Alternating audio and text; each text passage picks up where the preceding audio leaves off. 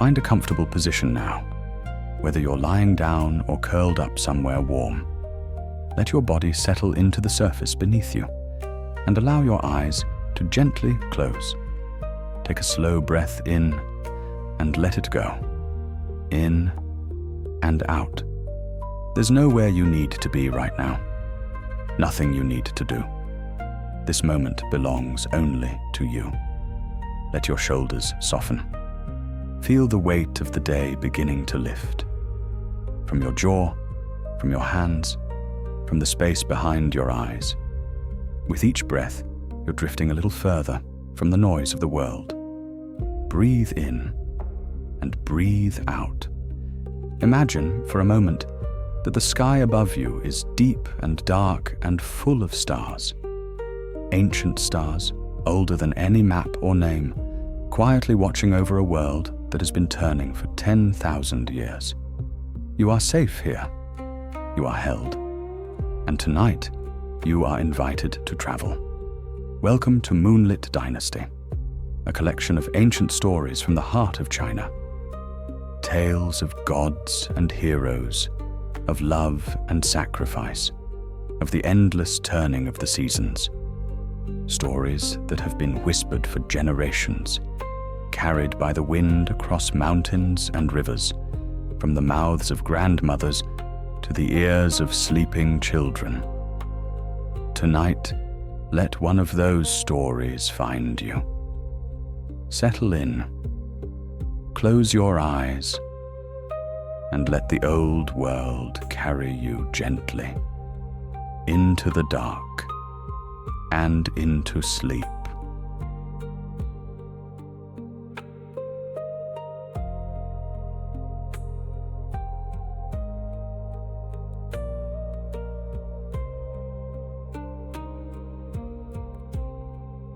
In a small valley, far from the noise of cities, where the rivers ran clear and the willows leaned low over the water, there stood a cottage with a roof of thatched reeds and walls of pale clay.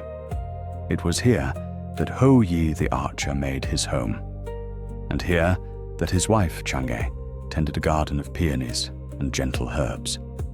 The world, which had once burned beneath 10 suns, was quiet now. A single sun rose each morning and set each evening exactly as it should, and the seasons turned in their slow, patient circles. The cottage sat at the edge of a grove of old mulberry trees, their leaves broad and soft, their branches heavy with silkworms in the spring. Behind the cottage rose a low hill dotted with wildflowers, and beyond the hill stretched a meadow where the wind made long, slow waves through the tall grass. In the distance, blue mountains folded into other mountains, and clouds drifted between them like sleeping cranes. Chang'e was beautiful, but it was a quiet beauty, the kind that revealed itself slowly, like moonlight gathering on a still pond. Her hair was long and dark, often gathered in a simple knot at the nape of her neck, and her hands were gentle, accustomed to the small work of grinding herbs and stirring soup. She wore robes the color of pale jade and pale plum, and when she walked through the garden, even the bees seemed to slow their humming to listen. Each morning, she rose before the sun. She would step outside in her soft cloth shoes and stand for a long moment in the cool blue air, breathing the scent of dew and earth and distant pine. The chickens stirred in their coop. A goat bleated softly from the hillside. A magpie called from the highest branch of the mulberry tree, and somewhere far away a temple bell rang once, then twice, and then was still. Hu Yi rose later, as warriors often do, for sleep came to him uneasily in those years. He would sit on the wooden bench outside the door and string his great bow, not because he expected to use it, but because the motion calmed him. He had been the hero of the world once. He had drawn that bow against 10 burning suns and saved every living thing beneath the sky. But now there were no monsters left to slay, no suns to bring down, and the strength in his arms had nowhere to go. So he hunted small game in the hills. He brought home pheasants and rabbits, and Chang'e would prepare them with ginger and scallions and a little wine. They ate quietly together at a low table, the lamplight flickering between them. And they spoke of small things, the price of millet in the village, the health of an old neighbor, a dream Chang'e had had of a white deer drinking at a stream. Visitors came sometimes, students of archery mostly, young men who had heard the legends and traveled great distances to learn from the master. Hu Yi would teach them in the meadow behind the hill, showing them how to stand, how to breathe, how to let the arrow leave the bow without thinking. He was patient with them mostly. He had grown patient with everything in these last years, except perhaps with himself. For there was a thing on a high shelf inside the cottage that he tried not to look at. A small jade bottle sealed with red silk, given to him long ago by the Queen Mother of the West. Inside the bottle was a single dose, no, 2 doses, halved, of the elixir of immortality. When the light was right, in the deepening dusk, the bottle gave off a faint silvery glow, as though it held a sleeping star. Chang'e dusted around it carefully, but never touched it. Hu Yi looked at it sometimes, and looked away, and the sun went down, and the night came, and the cottage grew quiet, and the mulberry trees whispered.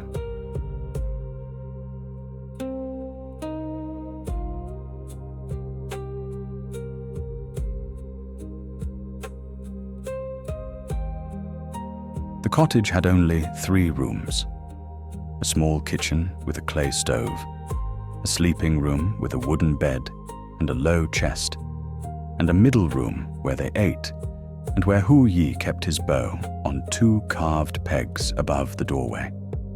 It was in this middle room, on the highest shelf, between a folded scroll of poems and a small wooden tiger that had belonged to Hu Yi's grandfather, that the jade bottle lived. It had lived there for nearly 7 years. The Queen Mother of the West had given it to Hu Yi after the great deed, when he had walked to her mountain palace and bowed 3 times before her throne of clouds. She was an ancient being, half woman and half something older than the world, and she had looked at him with eyes that seemed to contain whole skies.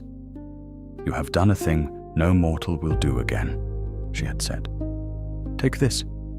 There is enough in the bottle for 2 to live forever, or for 1 to ascend to heaven and become a god. Choose wisely. Choose slowly." He had carried the bottle home, wrapped in 7 layers of silk. He had set it on the highest shelf, and then he had sat down across from Chang'e at the low table, and they had looked at one another for a long time without speaking, and they had decided, without words, that they would not drink it yet. Perhaps not ever. They were happy. They had each other. The world was quiet again. To live forever was a heavy thing, and to live forever alone was heavier still. So the bottle waited. Chang'e thought of it often, though she rarely spoke of it. When she dusted the shelf, her hand would pause near it, and a strange feeling would pass through her. Not quite longing, not quite fear, but something like the feeling of standing at the edge of a very deep well. She would lower her hand and step back and return to her work, and the feeling would fade, but it never disappeared entirely. It lived in the corner of her thoughts, the way a moth lives in the corner of a lantern. Always there, always quiet, waiting, Hu Yi thought of it more darkly. He had begun to dream, in these last years, of the 9 suns he had shot from the sky. In his dreams, they were not monsters, but children, bright golden children who fell from the heavens and broke upon the earth. And he would wake with his hands trembling and his face wet. And he would not tell Chang'e why. He would rise and stand at the doorway and look up at the moon, which was always the same moon, calm and pale and forgiving, and slowly his breathing would steady. But the guilt was there. He had saved the world by killing 9 of the sky's own children, and even a hero must carry such a thing somewhere inside himself. And so the bottle, with its faint silver glow, was for him both a comfort and a torment. It meant that he could, if he wished, live long enough to atone. It meant also that he could, if he wished, escape. He never decided which, and so he did nothing, and the bottle waited on its shelf.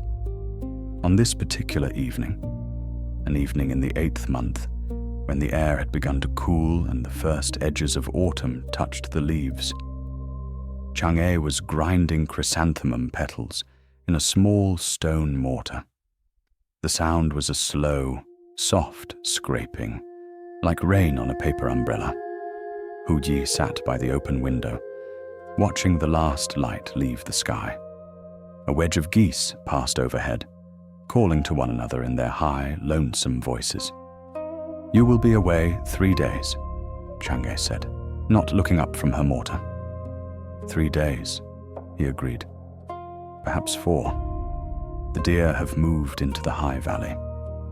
She nodded. She did not ask him to stay. She knew he needed the hills, the long walking, the silence between trees. And she did not mind being alone with the cottage and the garden, and the quiet shelf with its quiet bottle. She had her own patience. Outside, a single star appeared above the mulberry trees, and then another. And then the night came down, soft as a folded cloth, and covered everything.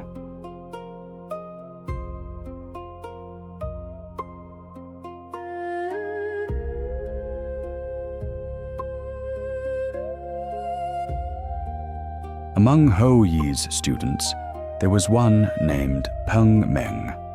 He had come from a village 3 valleys to the east, the son of a minor official who had lost his post in some forgotten scandal. Meng was tall and thin, with sharp cheekbones and eyes that moved quickly, never quite resting on any one thing. He was, in truth, a gifted archer. His arrows flew straight, and his hand was steady, and he had learned the forms more quickly than any of the others. Hu Yi had praised him once, early on, and that praise had settled inside Meng like a coal that would not cool. For Meng wanted more than praise. He wanted to be the master. He wanted his name spoken in the cities and written on the silk banners of generals. He wanted children to draw pictures of him drawing the great bow.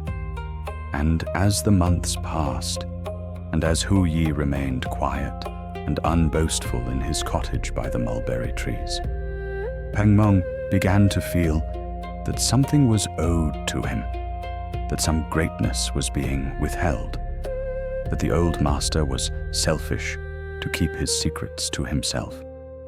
He had heard, of course, the rumor of the elixir. Every student had heard it. They whispered of it in the evenings, after practice, sitting around small fires in the meadow. The Queen Mother of the West, they said, had given Hu Yi a draught that would lift a man to heaven. Some said it was buried beneath the cottage. Some said it was hidden in the bough itself. Some said it had been drunk long ago, and that Hu Yi was already secretly immortal, and only pretending to grow old. Meng listened to all the rumors and said nothing. But he watched He watched Hu Yi's eyes flick toward the cottage when the elixir was mentioned. He watched Chang'e's hand pause when she dusted the high shelf. He watched, and he listened, and he waited. On the morning that Hu Yi left for the high valley to hunt deer, Meng was among the students who came to see him off. They stood in the meadow in a loose half-circle, their bows on their backs, while Hu Yi tied his bundle and checked his quiver. The master spoke a few quiet words about the weather, about being patient with the wind, about practicing the long draw until he returned. Meng nodded with the others. He bowed when the others bowed. He watched Hu Yi walk away into the trees, his broad back disappearing among the green and gold of the early autumn leaves. When the master was gone, the students lingered in the meadow. They practiced in pairs, calling out scores, laughing at each other's mistakes. Meng practiced alone. He set up a small wooden target at 60 paces and put 12 arrows into it, one after another, each striking within a hand's width of the last. The other students glanced at him, but did not approach. There was something in his face that day that did not invite company. At noon, he went to sit beneath an old pine tree at the edge of the meadow. He chewed a strip of dried fish and looked down at the cottage in the valley. A thin thread of smoke rose from the kitchen chimney. He could see Chang'e in the garden, small as a doll from this distance, kneeling among the late chrysanthemums. She was alone. The master was a full day's walk into the hills by now, and would be deeper still by nightfall, and would not return for 3 days, perhaps 4. 3 days, perhaps 4. A thought entered Meng's mind. It was not a new thought. It had visited him many times in the last months, each time growing a little larger, a little bolder, a little harder to refuse. He had always sent it away. But this afternoon, sitting beneath the pine tree, watching the smoke rise from the lonely cottage, he did not send it away. He let it stay. He let it sit beside him in the dappled shade. He turned it over in his hands, like a stone he had picked up from the road. The sky was very blue. The wind moved softly in the pine needles. Somewhere a cicada was singing, slow and tired, the last song of summer. Meng smiled, only a little, and the smile was not a kind one.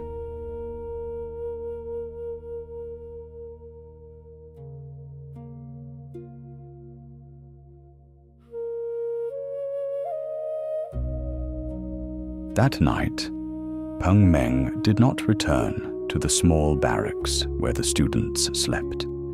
He told the others that he was going home to his village to visit a sick aunt, and they wished him a safe road, and he gathered his bow and his bundle and walked away from the meadow in the direction of the east. But he did not go east. As soon as the trees hid him, he turned and walked north toward the hills above the cottage. He moved quietly. He had been a hunter as a boy, before he had been an archer, and he knew how to set his feet without snapping the smallest twig. The forest accepted him. The forest did not know that anything was wrong. He climbed to a ridge from which he could see the cottage below, the garden, the little courtyard with its single old plum tree, the goat tied to a post, the chickens already gone to roost. He sat down between 2 boulders and watched. A pale moon was rising in the east. The smoke from the kitchen chimney had thinned and disappeared. A single window glowed yellow in the gathering dusk. He watched Chang'e Bring in the chickens." He watched her cross the courtyard with a small clay lamp. He watched her shadow move behind the paper window of the middle room. She was setting the table for one. She was eating alone. After a while, the lamp went into the sleeping room, and then it went dark, and the cottage was nothing but a black shape against the silver of the moonlit field. Peng did not move. He sat between the boulders and thought. He thought first of simply walking in and taking the elixir while she slept. But Chang'e was no fool. She would have hidden it the moment Hu Yi left, perhaps. Or she would have woken at the slightest sound. And then there would be screaming. And then there would be neighbors. No, this required something more careful. This required her to be awake and alone and afraid. This required her to give him the elixir, willingly, because the alternative was worse. He turned the plan over, slowly in his mind. He would wait one full day to be certain Hu Yi was deep in the hills. He would come to the cottage in the afternoon, with his bow on his back, as a student paying respect to the master's wife. He would ask politely for a cup of tea. He would speak of small things, the weather, the harvest, the news from the village. And then, when the moment was right, he would draw his bow, and he would name what he wanted, and he would tell her, very calmly, that she could choose. He was almost surprised at how easy it was to imagine. He had thought such a plan would feel heavier inside him, more wrong. But sitting on the ridge in the moonlight, it felt only like a problem in archery. The calculation of distance, the angle of the wind, the timing of the breath. A problem to be solved. He did not sleep well that night, but he did not toss. He lay on his back between the boulders and watched the moon move slowly across the sky. The moon was very full, very round, very pale. It looked, he thought, like a coin one might pluck out of the sky and slip into one's sleeve. In the cottage below, Chang'e was also awake. She did not know why. She had eaten her simple meal of millet and pickled radish. She had washed her bowl and her chopsticks. She had blown out the lamp and lain down beneath the quilt. But sleep would not come. The bed felt strangely large without Hu Yi in it. The cottage felt strangely quiet without his breathing in the next room.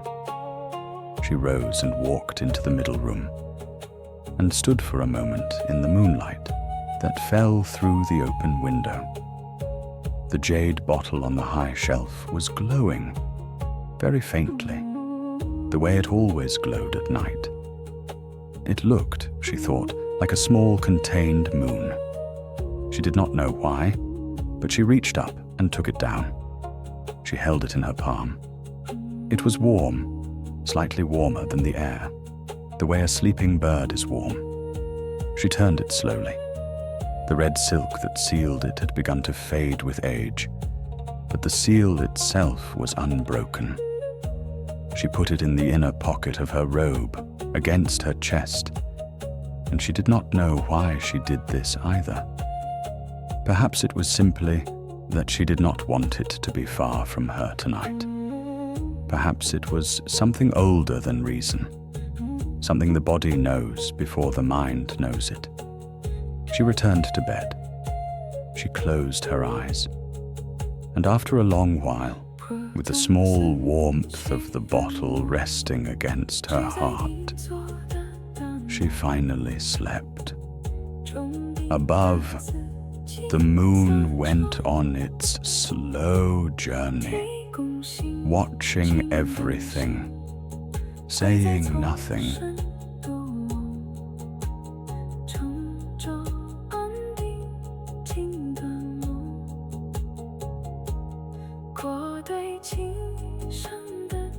The next day passed slowly. as days alone often do. Chang'e rose at her usual hour and tended the garden.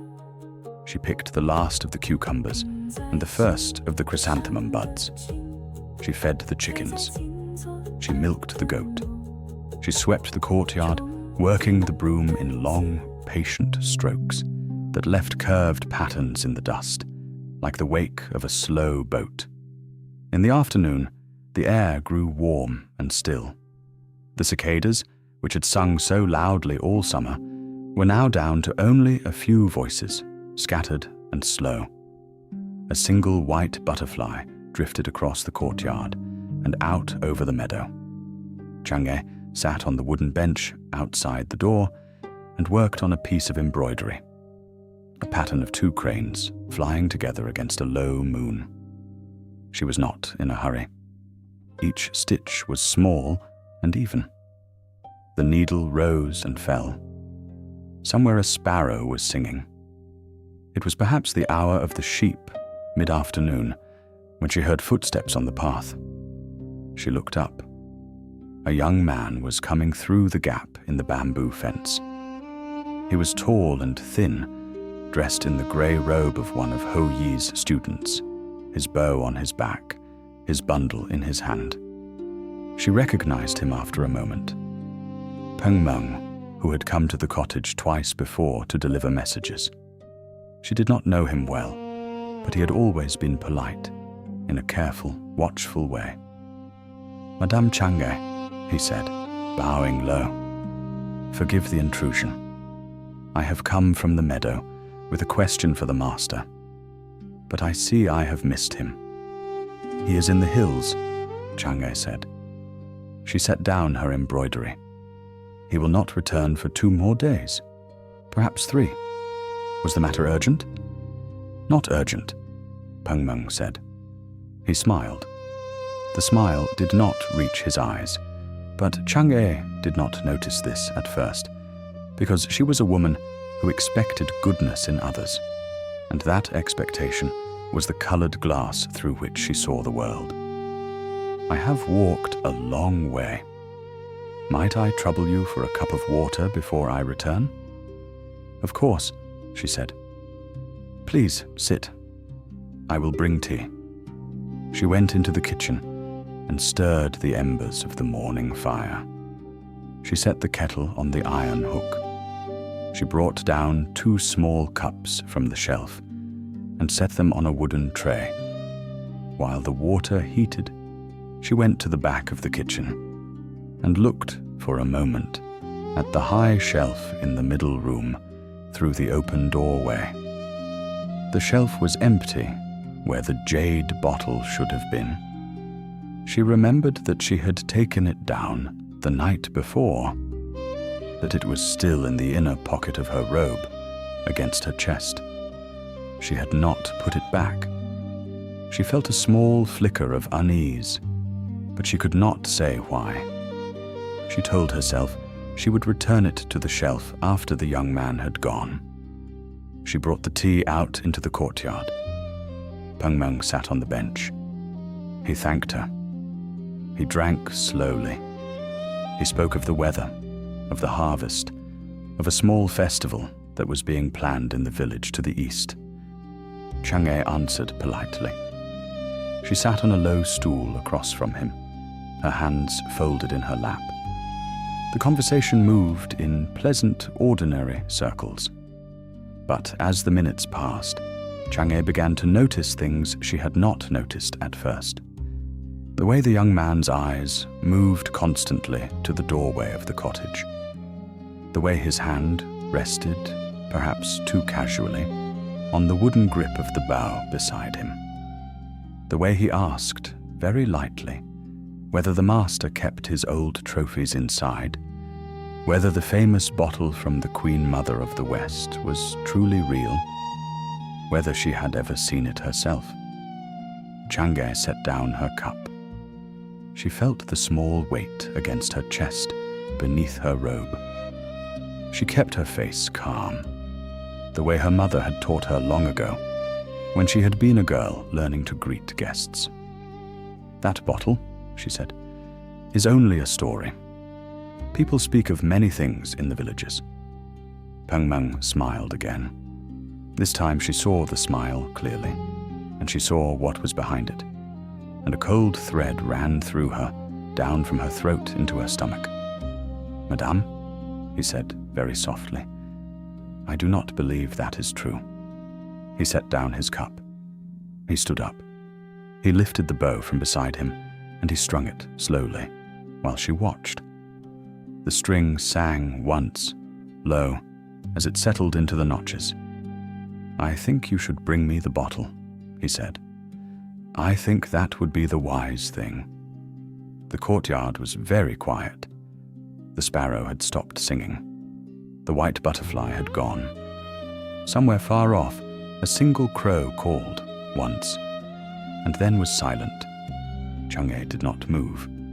She looked at the young man, and at his strung bow, and at the long shadow he cast across her swept courtyard.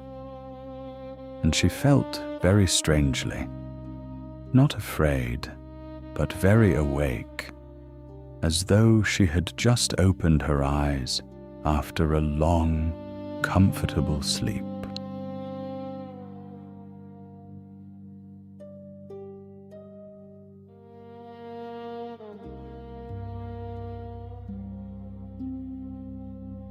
"You will not gain what you want by frightening me," Chang'e said. Her voice was quiet. It did not tremble. She was, in this moment, surprised at herself. She had always thought of herself as a gentle person, easily moved, easily worried. But there was something in her now that was very still and very clear, like deep water beneath the surface of a windy pond.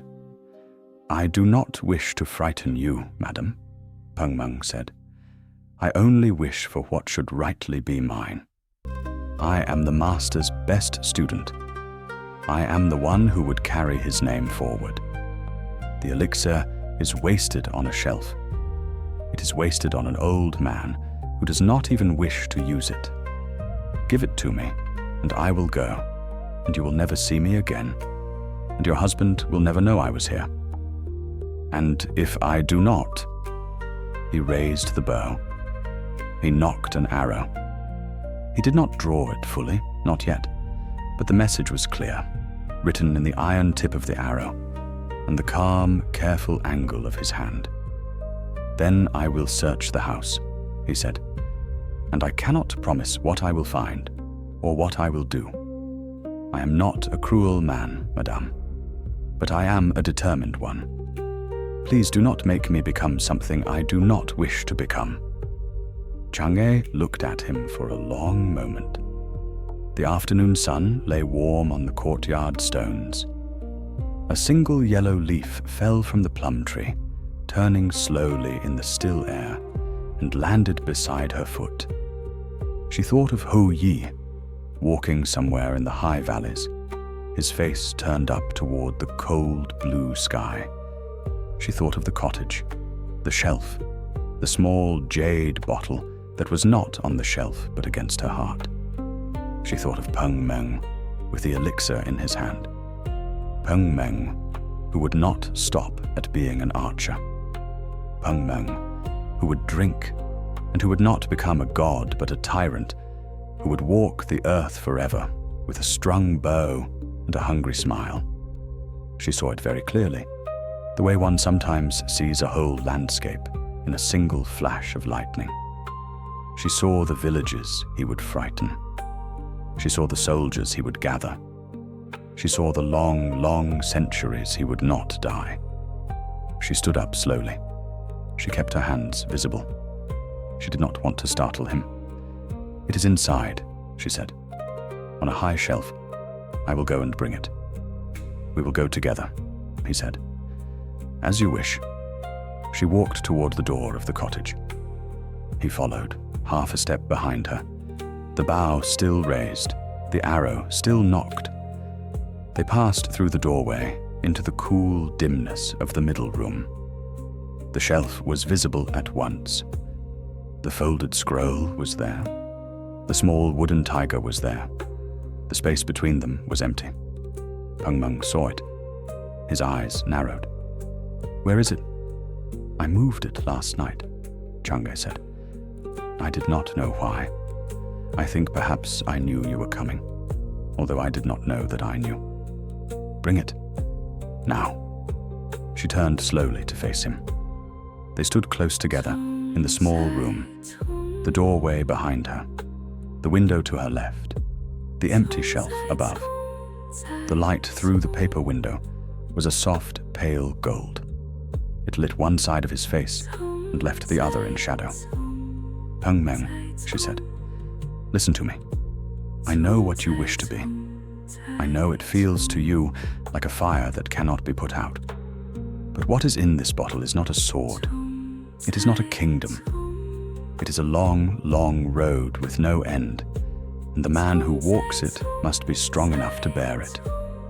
You are not strong enough. Forgive me. I do not say this to insult you. I say it because it is true. The road would break you, and many other people would break along with you." He stared at her. For a moment, something flickered in his face. Something young, something uncertain, and then it hardened again. "The bottle?" he said. "Now." Chang'e closed her eyes. She thought of Ho Yi. She thought of his quiet sadness. She thought of the dreams that woke him at night. She thought of the morning he had come home from the mountain palace, the bottle wrapped in 7 layers of silk, and the long look they had shared across the low table without a word. She thought, "Forgive me, my husband."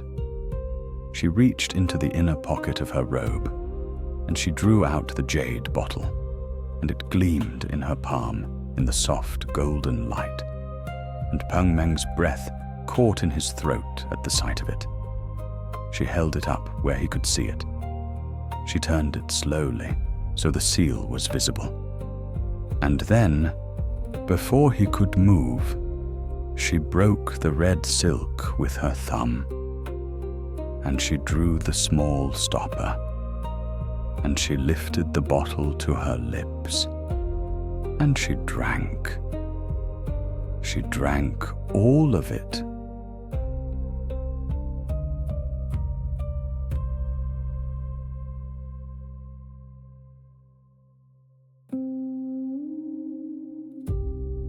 For a moment, nothing happened. Meng's mouth was open. The arrow was still nocked, but his hand had gone slack, and the bowstring no longer held its tension. He took one step backward, then another, his eyes fixed on Chang'e, as though she had just transformed into a tiger or a flame. Chang'e felt the elixir move down her throat. It was cool, not cold. It had the taste of something she could not name. Perhaps mountain spring water at dawn. Perhaps the breath of a flower just before it opens. It traveled slowly through her, the way warmth from a cup of tea travels into the hands on a winter morning. She felt it reach her chest. She felt it reach her arms. She felt it reach the soles of her feet. And then, very gently, she began to feel lighter. It was such a small thing at first that she almost did not notice. Her robes seemed to weigh less. Her hair seemed to lift very slightly, as though a tiny breeze were rising from below. She looked down at her own feet. They were still on the floor, but it was as though the floor were no longer pressing back against them, as though the floor were a courtesy she no longer required. She lifted her face. Through the open doorway, she could see the courtyard, the plum tree, the bamboo fence, the long meadow rising toward the mulberry grove. She could see the sky above the mountains, pale blue, deepening already toward the gold of late afternoon. And she felt the sky calling her. It was a calling without a voice. It was simply that the sky was very large, and she was now, somehow, very light, and these two facts were finding each other. Meng made a small sound in his throat. He dropped the bow. He stumbled backward through the doorway into the courtyard, and Chang'e followed him slowly, because she was beginning to find that walking required less and less effort. In the courtyard, she stopped. She looked up. The plum tree above her swayed gently, although there was no wind. A single leaf detached itself from the branch and floated down past her face. She watched it fall, and as she watched it, she realized that she herself was no longer falling. She was the opposite of falling. She was rising. Her feet left the ground. Only a finger's width at first, then the width of a hand, then the height of a child. She did not flap or struggle. There was nothing to flap with. It was simply that the earth had loosened its hold on her, the way a mother gently lets go of a child who has decided to take her first step. Meng was on his knees now, in the dust of the courtyard. He was staring up at her. His face had gone the color of wet ash. He understood at last what she had done, and what she had not done, and what could never now be undone. "Madame," he whispered. She looked down at him. She was now perhaps the height of the plum tree. She felt no anger toward him. That surprised her. She felt only a vast, quiet sorrow, the kind one feels at the end of a long autumn evening when the last bird has flown and the last leaf has fallen. "Tell my husband," she said. Her voice was very clear. The wind that had begun to rise around her did not steal it. "Tell him I did not wish to leave him. Tell him the elixir would have been worse in your hand than in the sky. Tell him to look up sometimes. Tell him I will be there. Madame, please." But she was rising more quickly now. She passed the topmost branch of the plum tree. She passed the height of the cottage roof. The mulberry grove fell away beneath her, and the meadow, and the small thread of the river that wound through it. She did not flail. She did not cry out. She held her arms loosely at her sides, and her long robes streamed below her like the slow tail of a comet, and she rose. The air grew thinner and cooler. The cottage shrank to the size of a thumbprint. The hills, which had always looked so large from the courtyard, became gentle folds in a long green cloth. She could see now the high valley to the north, the one where Hu Yi was hunting, and she thought she could even see a thin column of smoke from his evening fire, although she could not be sure. She tried to send her love down toward that small smoke. She did not know whether love could travel that far, but she sent it anyway. The sky was deepening now, the gold giving way to rose, the rose giving way to the first slow blue of evening. A single star appeared, and Chang'e rose toward it. The wind in her hair was cold and clean. The world fell away. She did not look back again. She was not sure that she could.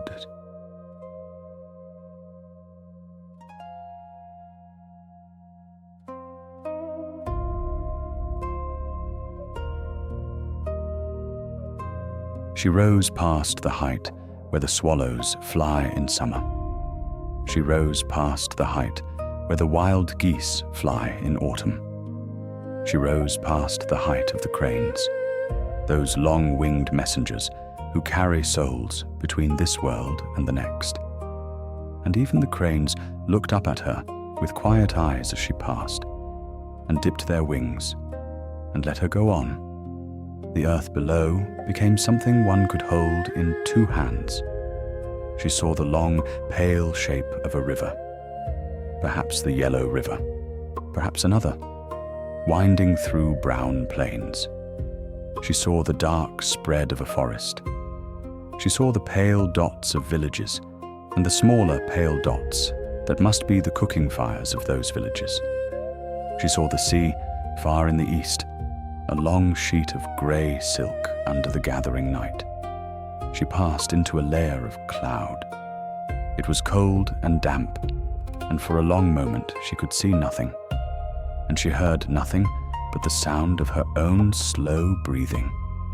Then she came out above the cloud, and there was no longer any earth below her, only a vast white floor of cloud. And above her, the sky was darker now, and more full of stars than any sky she had ever seen. The stars, she realized, were not all the same. Some were close, almost within reach. Some were unimaginably far. Some moved very slowly, in patterns she had never been taught to see from the ground. She passed a pale green star that seemed to nod to her as she went by. She passed a small red star that hummed very softly, the way a kettle hums just before it boils. And there, ahead of her and above her, was the moon. She had always known the moon.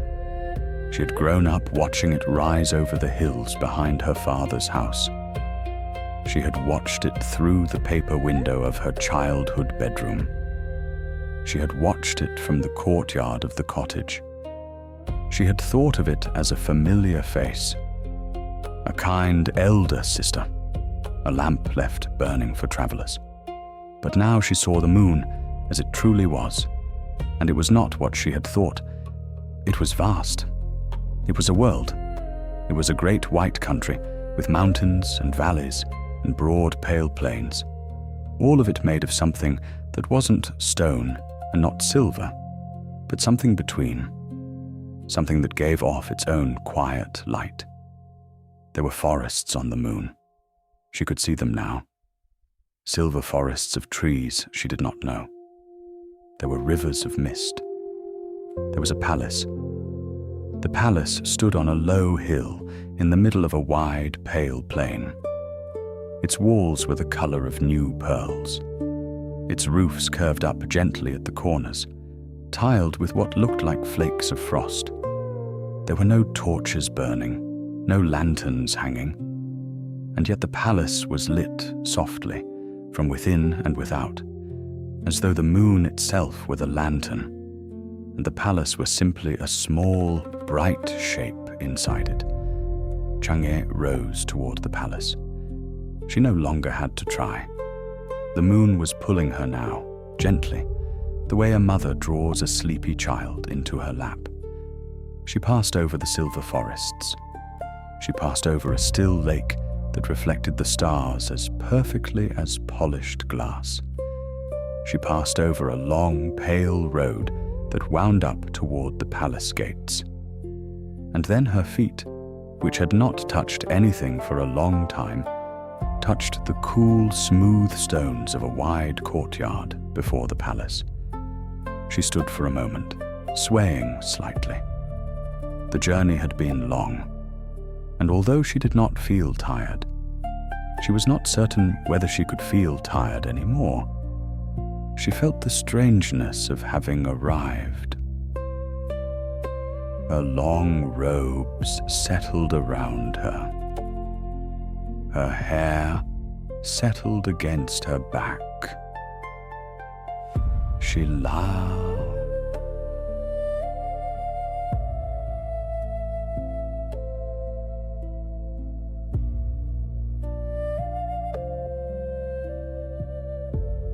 The courtyard in which Chang'e found herself was wider than any she had known on earth, paved with pale stones that seemed to glow softly from within, as though the moon itself had been pressed flat and laid beneath her slippered feet. The silence here was not empty. It was full, the way a deep pool is full, holding everything that had ever been said and choosing to say nothing back. She breathed it in. The air on the moon was cool and faintly sweet, with a fragrance she could not yet name, something like jasmine that had been carried a very long way before reaching her. She walked slowly across the courtyard, her embroidered sleeves whispering against one another. The palace rose before her in tier upon tier of pale jade and white stone. Its roofs curved gently upward, hung with silver bells that did not stir. There was no wind here. There was only stillness and the soft pearlescent light that fell on everything alike, lending each surface a quiet luminance. She passed through a great doorway whose lintel was carved with cranes in flight. Inside, the halls stretched on and on. There were chambers with low tables of polished crystal, screens painted with rivers she had never seen, lanterns that gave off light without flame. Every room was perfectly arranged, as though awaiting a guest who had long ago been promised and never quite arrived.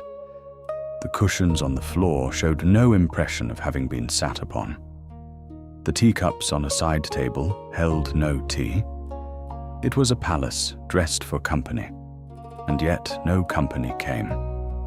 Chang'e walked from hall to hall, her footsteps making the smallest sound, like a single drop of water falling into a still bowl. Once, she stopped before a tall mirror of polished silver and looked at herself, and saw a woman who was unbearably beautiful and unbearably alone, her dark hair flowing like ink, her eyes large and gentle and tired. She turned away. She did not need a mirror to tell her these things. It was in the deepest courtyard, where a small fountain sent up a thread of luminous water that fell back into itself without ever splashing, that she first heard the soft tapping. It was a patient sound, rhythmic, unhurried. Tap, tap, tap. She followed it. There, beside the fountain, sat a small white rabbit.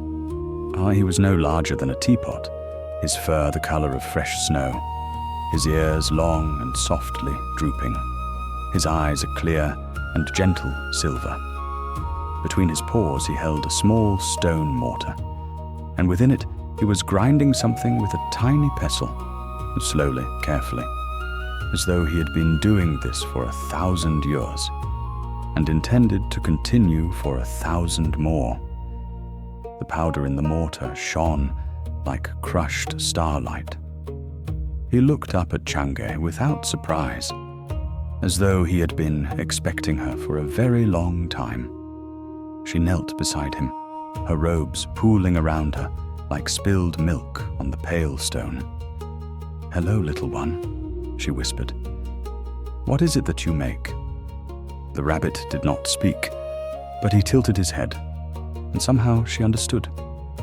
He was grinding the elixir of immortality. He had been grinding it always, and would always grind it, and she was welcome to sit beside him for as long as she wished. She sat. The rabbit returned to his work. Tap, tap, tap. The fountain breathed its silver breath. The bells did not ring, and after a long while, Chang'e reached out and gently touched the soft fur between his ears, and felt him lean, very slightly, into her hand. So this was her companion, small, white, silver-eyed, patient as the moon itself. She did not feel quite so alone now. Together, in the great quiet of the palace, they listened to the soft tapping of the pestle and the soft falling of the luminous water.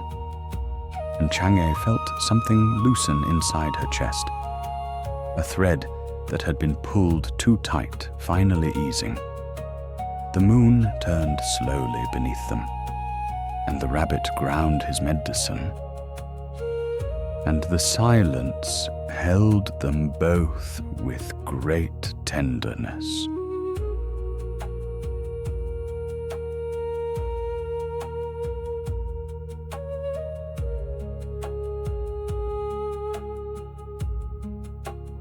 In the days that followed, though days were not quite the right word, for time on the moon flowed differently, gathering and pooling like mist, rather than marching forward like rain.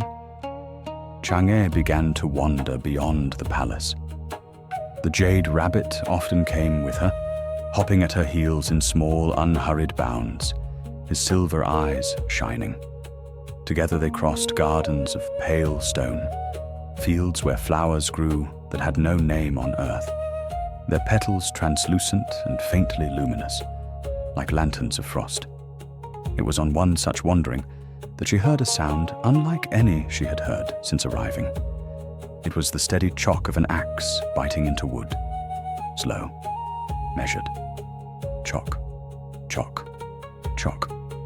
The sound of work being done. She followed it, curious, the rabbit at her side, until she came to a clearing where stood a great tree.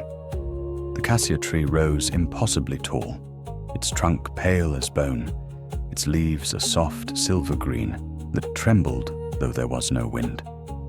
The fragrance that came from it was the sweet scent she had noticed on her first breath here, the one she could not name.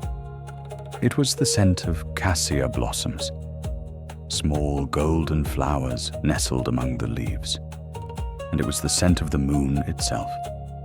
Beneath the tree stood a man.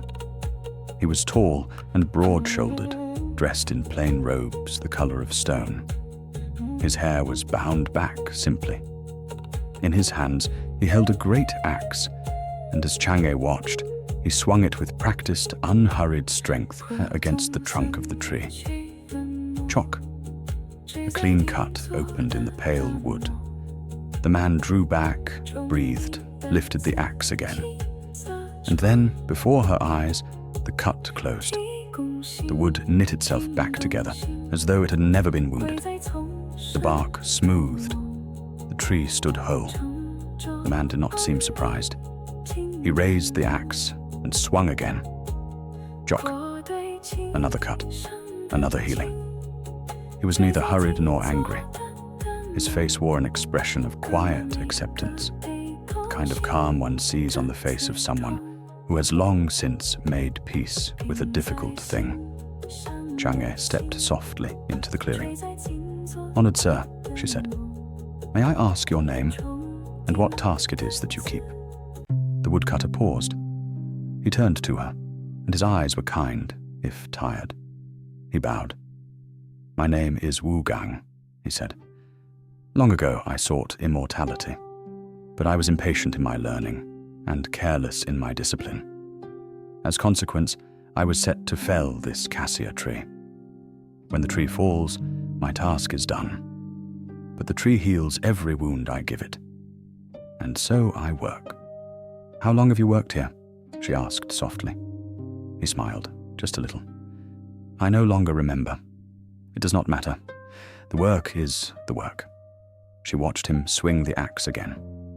Chock. The tree healed? He did not sigh. He did not curse. He simply lifted the axe. There was something in the steadiness of him that touched her deeply. It was not despair. It was not even sorrow.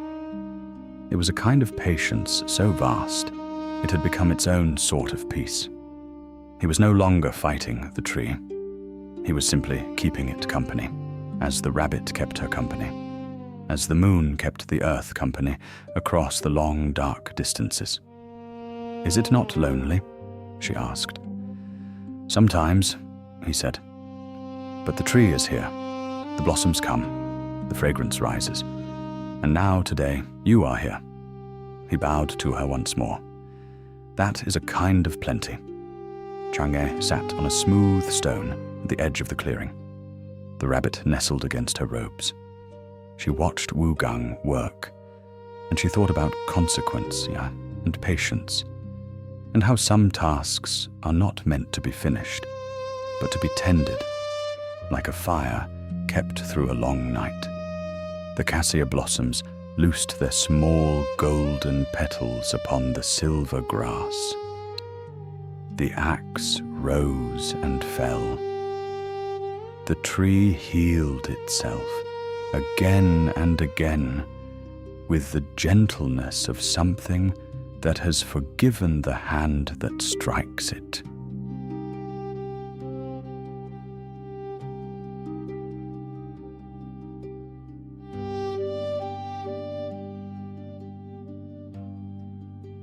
Far below, on the earth that had grown small and blue when seen from above, Hou Yi was coming home. He had been away that day on some small errand, perhaps gathering herbs at the edge of the forest, perhaps visiting a neighbor who had asked his counsel, and the sky had turned slowly toward evening as he walked back along the familiar path. The fields were ripening. The cicadas were singing their late summer song. He carried his bow loosely across his back, as he always did, and his thoughts were of Chang'e, as they always were. He wondered what she had cooked. He wondered if she would meet him at the gate, as she sometimes did, her hair coming loose from its pins. When he reached the cottage, the door stood open. He knew at once that something was wrong, for she never left the door open against the evening chill. He stepped inside. The hearth was cold. The tea on the table had gone untouched, and on a small lacquered shelf, where he had hidden the elixir, the little jade bottle lay on its side, empty. He stood very still. He went to the window. He opened it. He looked up.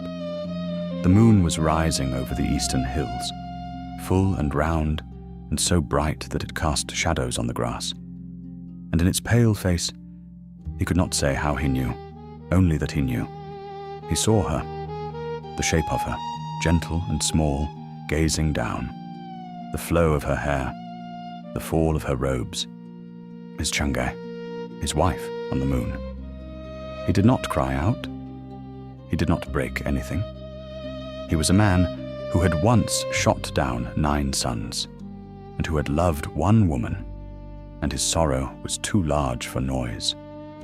He simply sank to his knees in the doorway of their cottage, and he looked at the moon, and the moon looked back at him. For a long time he stayed there. When at last he rose, he moved with purpose. He went to the kitchen, and he found the small round cakes she had been making that morning. Sweet cakes filled with lotus seed paste, her favorite, and he took them outside. He set a small table in the courtyard beneath the open sky. He laid out the cakes. He laid out the fruits she had loved best. Round pomelos, dark plums, persimmons like little lanterns. He poured a cup of tea and set it across from his own, as though she might still come to sit and drink with him. He lit incense. The thin grey smoke rose upward toward her. "My wife," he said softly to the moon, "I cannot follow you, but I will not let you be forgotten. Every year, when the moon is roundest and brightest, I will set out your favorite foods. I will look up, you will look down, and we will share a meal across the long distance, as we used to share one across our little table." The villagers, in time, learned of this. They saw the great archer kneeling each autumn beneath the harvest moon, his offerings laid out, his face lifted in love and longing. They began to do the same. They baked round cakes in the shape of the moon, filled with sweet pastes and salted yolks like little sons. They gathered with their families. They told the story of Chang'e and Hou Yi to their children, and the children told it to their children. And so the festival of mid-autumn was born, a festival of reunion across impossible distance, of love that does not need closeness to remain love. Hou Yi lived out his years in the cottage. He never took another wife. Each evening he sat in the doorway and looked up at the moon. And each evening the moon looked back, and somehow across all that silver space, they were not so far apart as one might think. Love is a thing that does not measure itself in miles. It measures itself in steadiness, in remembering, in the small lantern set out faithfully against the dark.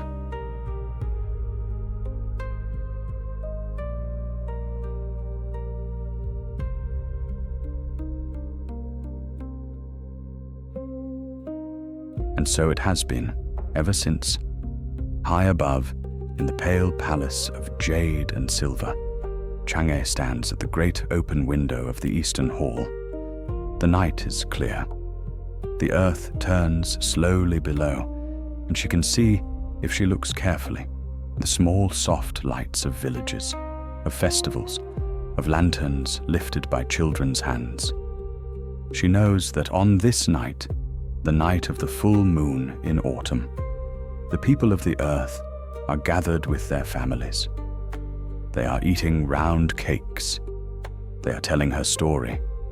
They are looking up. She looks down.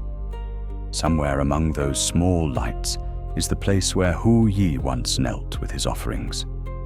The cottage is long gone now. The fields have changed shape. The villages have grown into towns, and the towns into cities whose lights spill like scattered stars across the dark. But love does not need a cottage to remain.